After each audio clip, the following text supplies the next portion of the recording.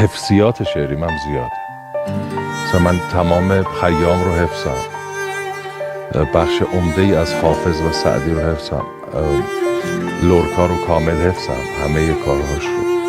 بخش مهمی از شاملو رو حفظم، 2/3 آثارش رو شاید.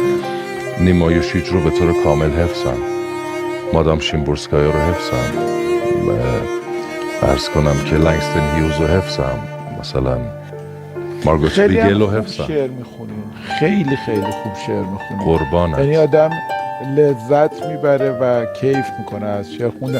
اصولا حافظه خوبی دارین؟ آره. نه الان ازم بپرس که زور چی خوردید؟ زور چی خوردین شما؟ نمیدونم، باید فکر کنم، خیلی فکر کنم، ممکنم یادم هم نیاد. شایدم دلیلش اینه که اصلا نهار نخوردم.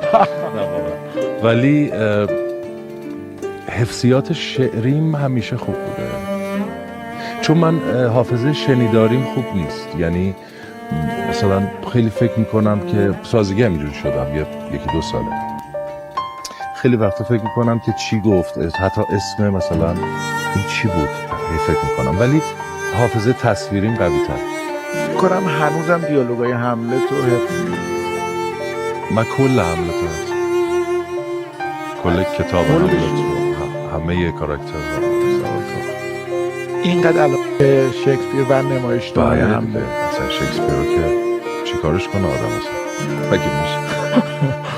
واقعا بعد از این همه سال هنوز دیالوگا رو حفظ می‌کنی؟ مونولوگ معروفش بود، بودن یا نبودن مسئله این است.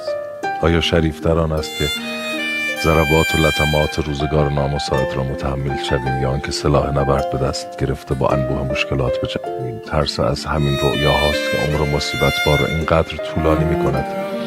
زیرا اگر انسان یقین داشته باشد که با یک خنجر برهنه میتواند خود را آسوده کند، کیست که در مقابل ظلم ظالم، تفرعن جابر، تکبر متکبر، دردهای عشق شکست خورده